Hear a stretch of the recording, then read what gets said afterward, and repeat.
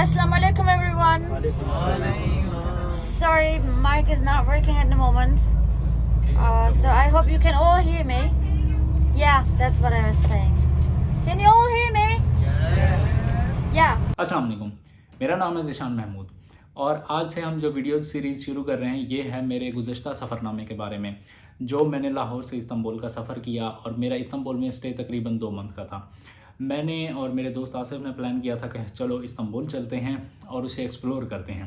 और किसी भी जगह को एक्सप्लोर करने के लिए आपको 5-10 दिनों में आप उसे एक्सप्लोर नहीं कर सकते, एटलीस्ट 2 वीक्स और 1 मंथ और 2 मंथ्स चाहिए होते हैं आपको उस जगह को समझने के लिए, उस जगह की डायनामिक्स को अंडरस्टैंड करने के लिए कि यहाँ पे लाइफ कैसी है, लोग किस तरह के हैं, रहते कैसे हैं। सो हम दोनों ने प्लान किया और हम लोग ने कोई मई जून में प्लान किया था इस्तांबुल जाने के लिए लेकिन हमारा प्लान फाइनल नहीं हो रहा था।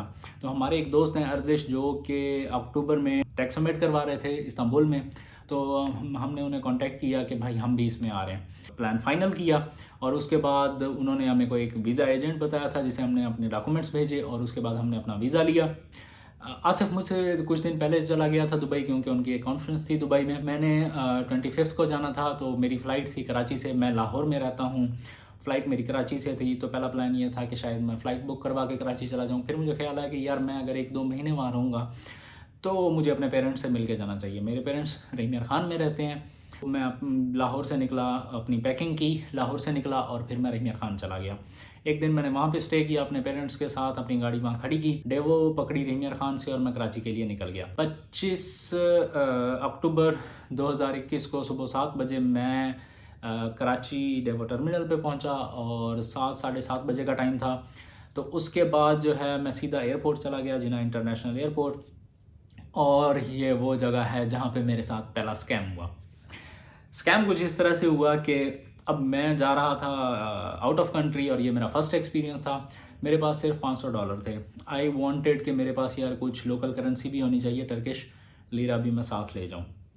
तो वहाँ पे जो मनी एक्सचेंज वाले होते हैं उनसे मैंने पूछा कि भाईजान मैं टर्की जा रहा हूँ तो मुझे टर्किश लीरा चाहिए।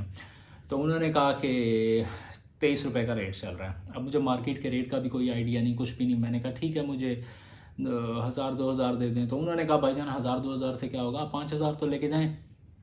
मैंने कहा ओके फेयर इनफ। तो रेट क्या है? उसने कहा जी 23 रुपये। मैंने कहा अच्छा ठीक है, कोई 1,25,000 बनेगा 5 के हिसाब से, या 1,20,000 बनेगा। तो मैंने कहा भाईजान दे दो। मैंने एटीएम ढूंढा, एटीएम से पैसे निकलवाए, उस बंदे को पैसे दिए और 5,000 लीरास पकड़ लिए। ये मुझे बाद में पता चला कि करेंसी रेट जो उस वक्त चल रहा था वो 18 या 19 रुपये था। तो मैंने 4 से 5 रुपये पर लीरा एक्स्ट्रा पे किए, विच कॉस्ट मी 25,000। और 25,000 जो है वो एक अच्छी खासी अमाउंट होती है। तो यहाँ पे टिप ये है कि अगर आप किसी दूसरे कंट्री में जा रहे हैं तो अगर आप इस्तांबुल या टर्की जा रहे हैं तो आपके पास 1000 लीरा इनफ होते हैं। आप एयरपोर्ट से ले लें, कहीं से भी ले लें, थोड़ा सा चेंज होगा डिफरेंस, लेकिन आप उसे लेके जा सकते हैं साथ। इसके अलावा आपने एक काम ये करना है कि अपने बैंक फ़ोन करके अपने डेबिट कार्ड की और क्रेडिट कार्ड की इंटरनेशनल ट्रांजैक्शन ऑन करवा लेनी है। तो ताकि जब वहाँ पे जाके आप किसी POS पे या किसी ATM पे अपना कार्ड डालें तो आपको फ़ौरन से पैसे मिल जाएँ।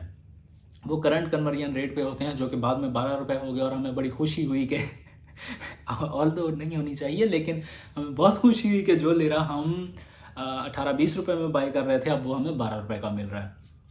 तो खैर ये था पहला स्कैम और पहले एयरपोर्ट का हवाल। इसके बाद हम लोग चले गए बोर्डिंग की तरफ। अंदर सिक्योरिटी चेकिंग के बाद बोर्डिंग के ऊपर एमिरेट्स की बोर्डिंग पे अच्छी खासी लाइन थी, तो मैं भी लाइन में लग गया और उसके बाद मैंने अपना बोर्डिंग पास बनवाया, अपना लगेज उन्हें दे दिया।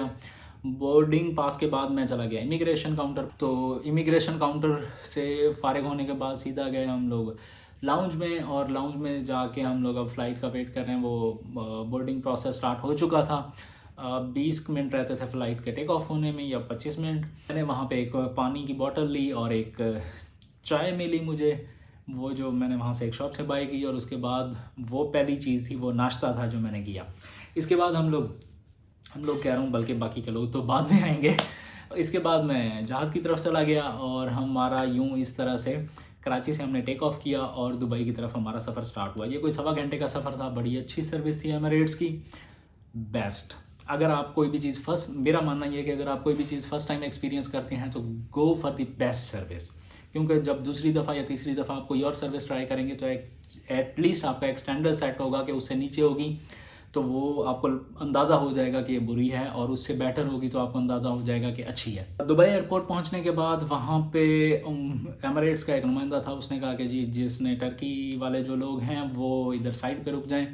तो वहाँ पे मैं भी रुक गया और वहाँ पे देखते देखते मेरे जैसे ही पाकिस्तानी लोग 20-25 लोग इकट्ठे हो गए। तो उसके बाद उसने कहा कि जी आपकी फ़्लाइट जो है वो 20 मिनट में टेक ऑफ होगी और बोर्डिंग ऑलरेडी हो चुकी है, हम लोग सिर्फ आपका वेट कर रहे थे और हमने अब जाना है एक दूसरे गेट पे जहाँ पे उस प्लेन ने टेक ऑफ होना है, लेकिन प्रॉब्लम यह है कि वो एयरपोर्ट के दूसरी तरफ है और हम सब ने पैदल चलते भागते भागते उसे कैच करना है। सो come with me.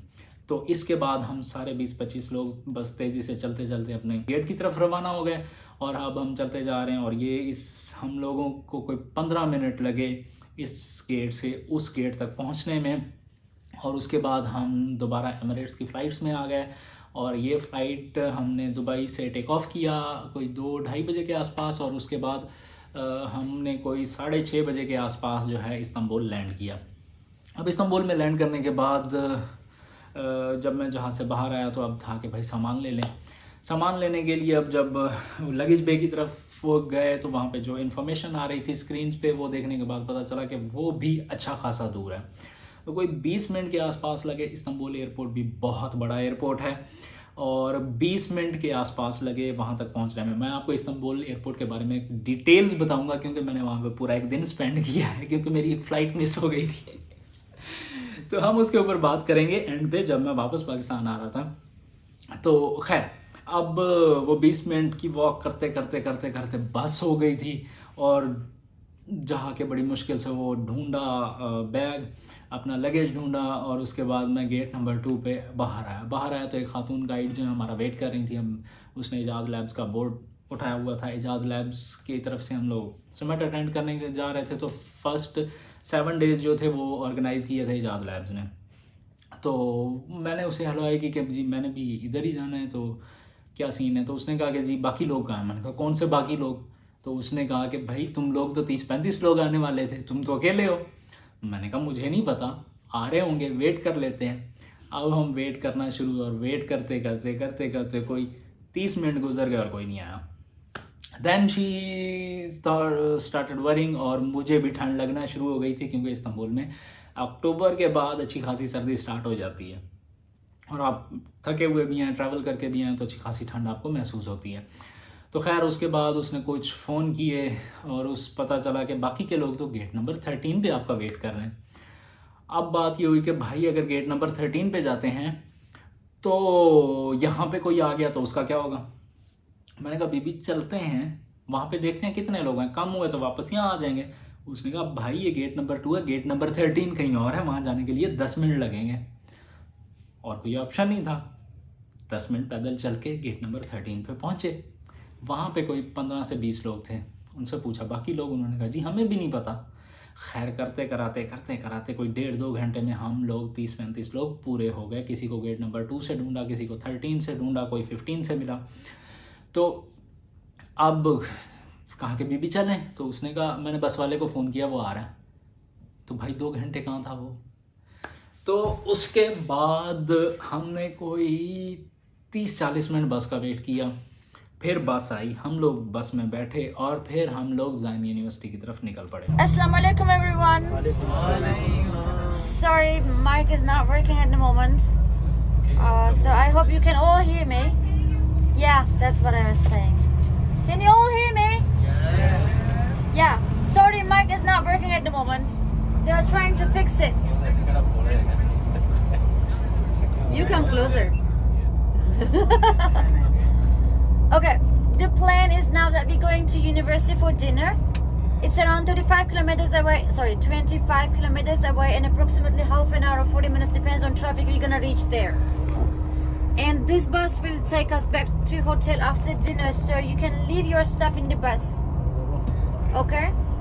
And that's the plan for now. And sorry to keep you waiting. I'm also hungry and I also waited too long, but this is This is how it is. Sorry. It took us almost an hour from airport to Zion University. हम लोगों को वहाँ पे जब हम पहुँचे तो जो डिनर था वो तो ख़त्म हो चुका था, कॉन्फ्रेंस का एंडिंग चल रहा था, वो हमने थोड़ी देर बैठा देखे अटेंड किया।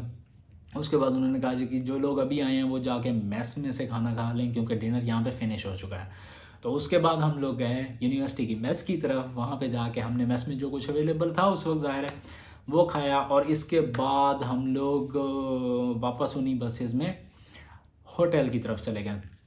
होटल में जाके चेक इन किया और वहाँ पे चेक इन करने के बाद कुछ सुकून का सांस आया कि चलो अब हमें रेस्ट करने को कोई जगह मिल गई है, तो सीन ऑन है।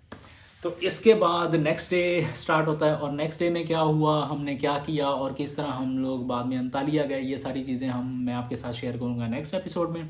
अभी तक के लिए इतना ही, और ये सिर्फ स्टार्टिंग अराइवल था। इसके बाद हमारे साथ इस्तांबुल में क्या क्या हुआ, ये 7 दिन कैसे गुजरे, अगले 2 माह किस तरह से गुजरे, ये सारा कुछ मैं आपसे नेक्स्ट वीडियोज़ में शेयर करूँगा। हम नेक्स्ट वीडियो में इसके ऊपर बात करेंगे, और बड़े मज़े के वाक़यात भी हैं और कुछ स्कैम्स भी हैं, क्योंकि इस्तांबुल में अच्छा खासा टैक्सी स्कैम होता है, दूसरे स्कैम्स होते हैं, तो उनको किस तरह से देखना है, किस तरह से हैंडल करना है, ये सारी चीज़ें मैं आपसे डिस्कस करूँगा। तब तक के लिए अपना ख्याल रखिएगा। Thanks for watching, thank you so much, अल्लाह हाफिज़।